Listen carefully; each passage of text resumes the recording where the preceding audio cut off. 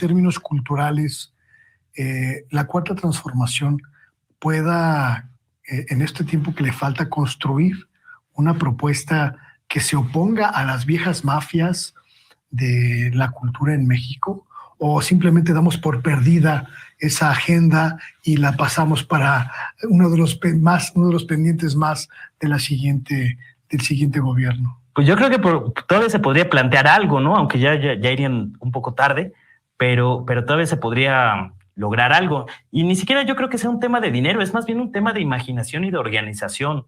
O sea, es decir, si ya controlas 22 gubernaturas, controlas el gobierno federal, era para que ya hubieran surgido proyectos en redes, proyectos que no te impliquen un gasto muy, muy, muy fuerte, pero que sí incidan en el imaginario colectivo, ¿no? Yo creo que esa disputa todavía está muy, la balanza todavía está muy del lado de la oligarquía, por eso tienen todavía esa capacidad de resonancia, de hacer escándalo de cualquier insignificancia, o sea, porque es increíble el pataleo y el berrinche hasta por cosas que no tienen, o sea, lo de Edmundo Jacobo en el INE, o sea, que quiten a un secretario, yo nunca había visto que gente llorara, políticos lloraran por ese tipo de nimiedades, ¿no? O sea, no era algo relevante, pero inflan esos temas, y los temas que importan a la gente de abajo, como ha sido el aumento del salario mínimo, el aumento de las vacaciones, todos los temas que le deberían de importar a la clase trabajadora,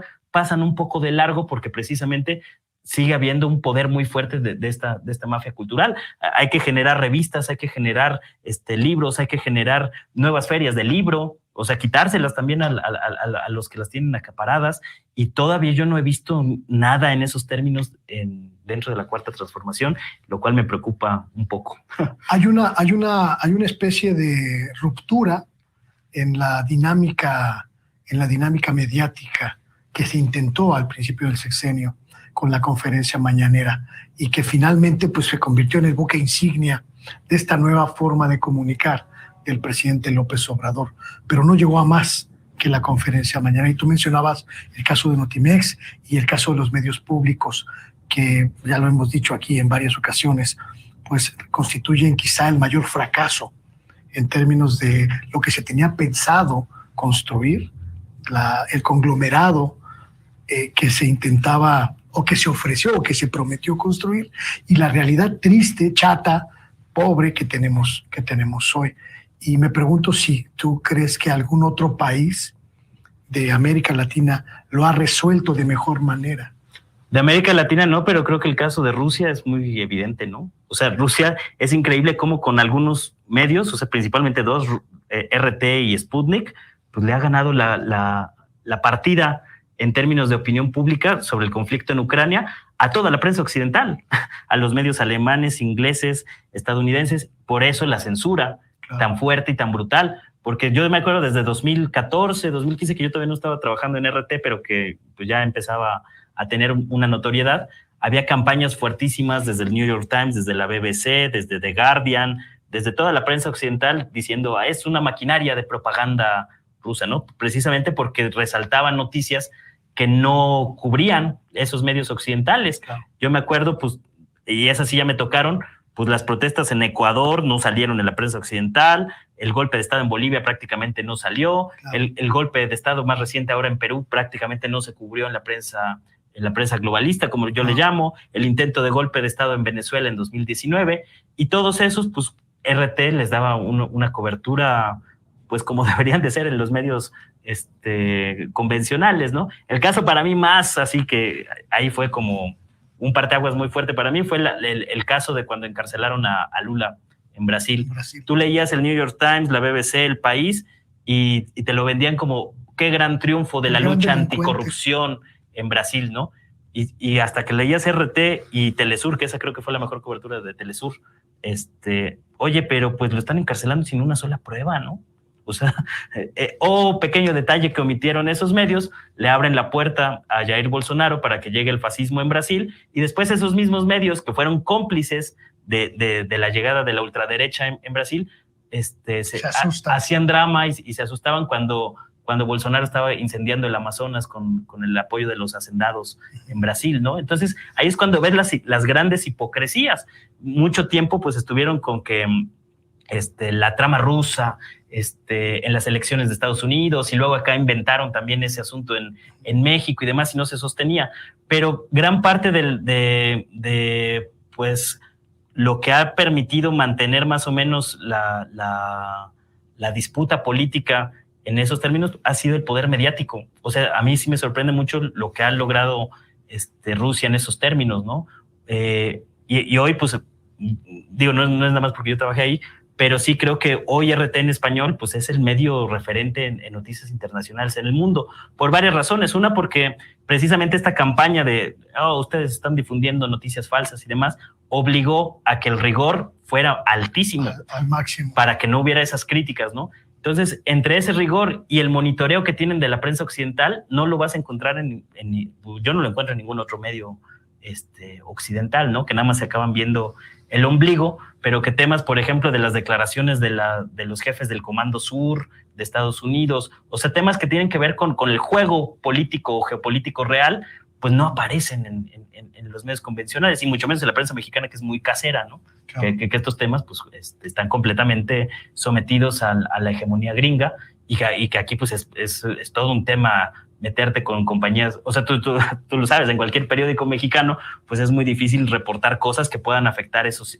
intereses, ¿no? Porque al final de cuentas son los que ponen dinero para los anuncios, claro, de los cuales viven esos grandes medios. Entonces, mientras no se rompa esa dinámica capitalista de los medios de comunicación, pues vamos a seguir atorados en esa dinámica, sea quien sea el presidente. O sea, esto ya va más allá de quién gobierna o quién no, porque puedes tener tú un muy buen gobierno, pero si mediáticamente te destrozan, como le pasó un poco a Evo Morales, ¿no? Claro. O sea, Evo Morales, uno de los mejores gobiernos en la historia de América Latina, en 200 años de movimientos independentistas en América Latina, uno de los mejores gobiernos en resultados, en repartición de riqueza, economía, en todo, Evo Morales. Y la parte mediática y la manera en que se le fueron encima, pues fue parte de lo que explicó el golpe de Estado con apoyo de la OEA y demás, ¿no? Que impusieron su narrativa de que había sido un fraude electoral, ¿no? ¿Tú crees, en este panorama que planteas, que me parece súper puntual, Manuel, tú crees que en México este sexenio lo intentaron, la dinámica golpista mediática que intentó? La pandemia es el mejor ejemplo de ello. Intentó destruir, arrodillar al gobierno de López Obrador, y solo la figura fuerte del presidente impidió que lo consiguieran. Pero ¿tú crees que en el futuro este conglomerado mediático, intelectual, cultural, que controla, que domina, que monopoliza la discusión nacional, tenga capacidad de confrontar al próximo presidente, a la próxima presidenta, y ponerlo en jaque? Sí, yo creo que o sea, López Obrador, el liderazgo que tiene es muy fuerte y conoce muy bien, y no hay un político en México que sepa leer los momentos como lo tiene López Obrador, ¿no? El posible relevo de las opciones que hasta ahorita se perfilan como los posibles sucesores, yo no veo a alguien que tenga ese olfato para saber jugar esas cartas a ese nivel, ¿no? O sea, tú ves, por ejemplo, el tema Cienfuegos, cómo han estado con el tema de la militarización y está defendiendo a Cienfuegos y demás, pero yo no he visto que entre todo este grupo de oligarcas pues se cuestionen, oigan, ¿no se han dado cuenta que fue una movida de la DEA para meterse a México? Meterse a México y echarle a andar a López Obrador a las élites militares, ¿no? Uh-huh. O sea, es la vieja máxima de guerra de divide y vencerás. Uh-huh. Entonces están asusando con eso, lo que acabamos de ver en el Washington Post, de que hay unas tensiones, según un documento ultrasecreto que no publican, por supuesto, entre la Marina y el Ejército, pues es meter cizaña para tratar de dividir y tratar de entrar, ¿no? Uh-huh. Y eso lo están haciendo con el apoyo de la oligarquía. O sea, tú ves las columnas de opinión o lo que expresan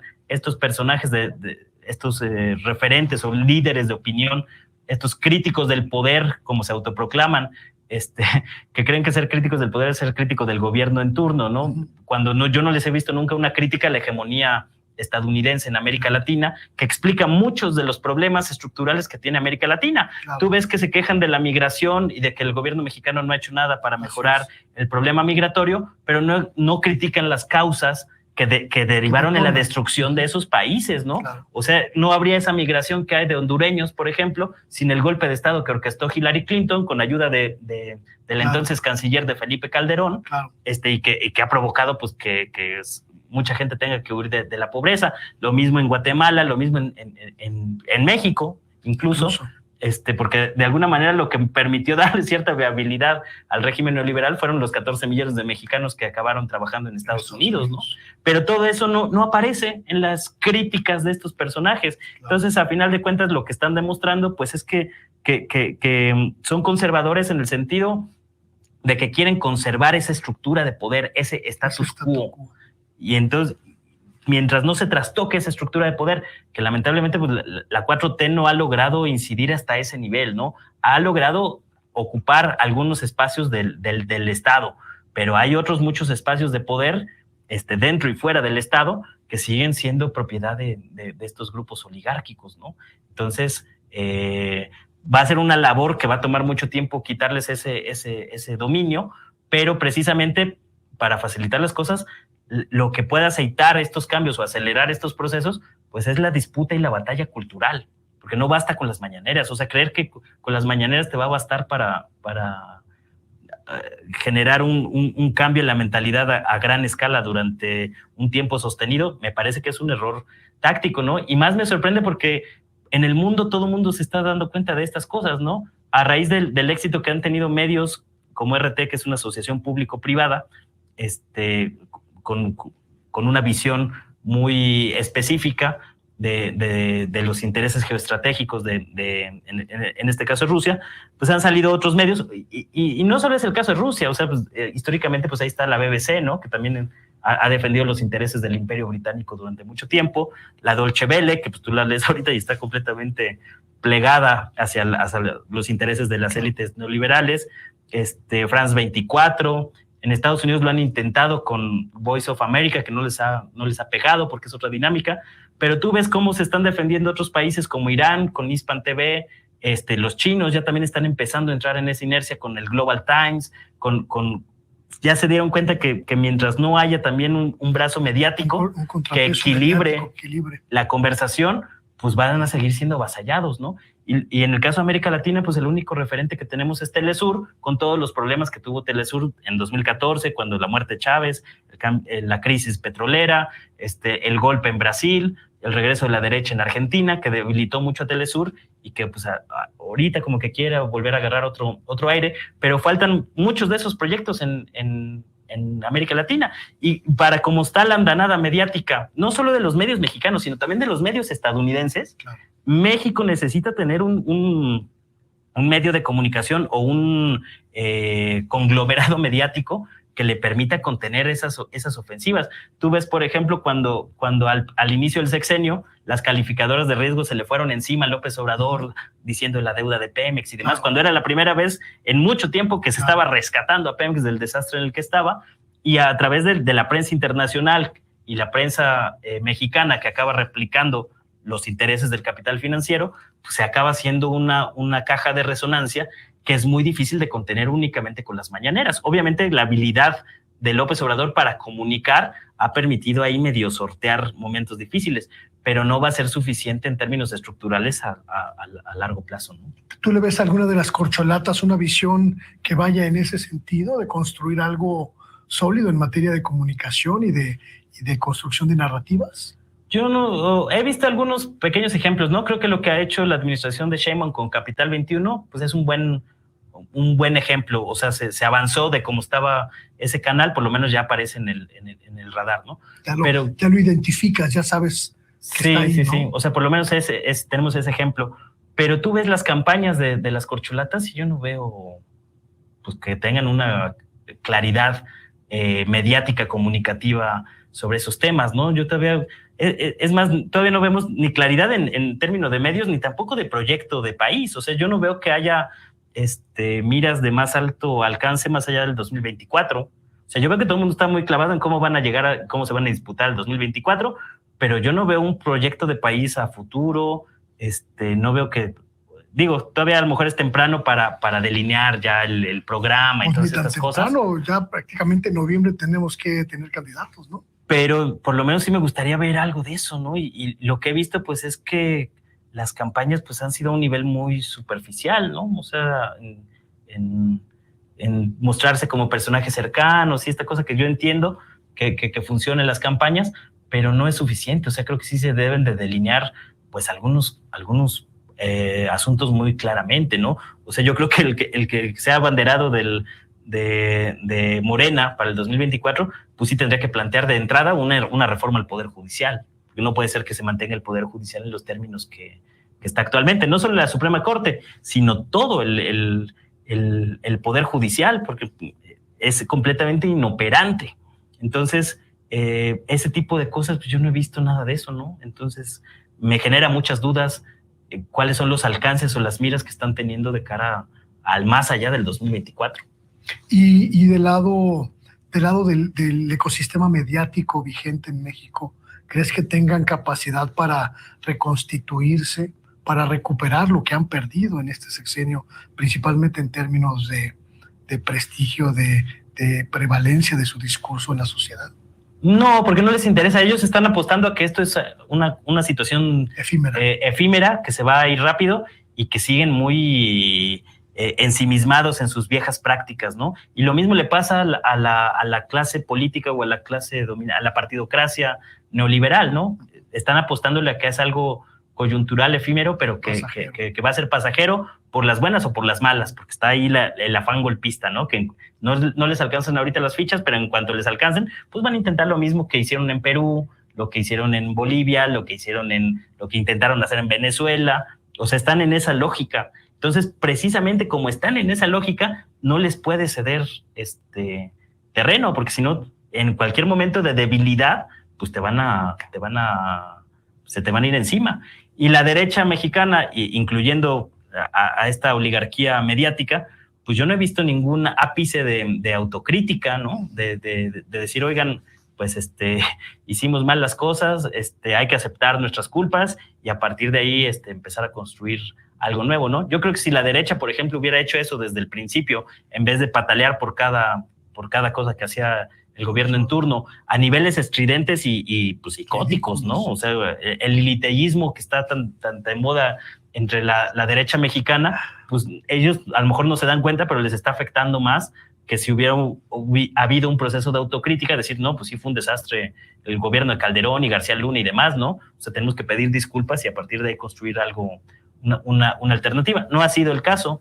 Entonces, pues yo veo que se van a mantener lo más que puedan. Lo curioso es que pues yo también no sé cómo le están haciendo para sobrevivir, porque a final de cuentas, pues los medios en este país han vivido históricamente la publicidad oficial y cada vez están siendo más acotados, pero al mismo tiempo ves al gobierno de la Ciudad de México también pagando cantidades onerosas de publicidad oficial a los mismos medios de comunicación. Entonces ahí es cuando yo digo, oye, pues, ¿qué está pasando, no? O sea, yo entiendo que tengas aspiraciones al 2024 y demás, pero si no se cambia esa lógica, pues va a seguir pues afán golpista mientras no se pueda contener, ¿no? Porque las élites creen que todavía tienen el derecho de seguir gobernando. Ese es el trasfondo de la discusión política hoy en México, que se creen todavía con el derecho de gobernar a los otros, ¿no? Y de ahí pues le salen los racistas y los clasistas que siempre han sido, pero que ahorita lo traen pues muy explícito.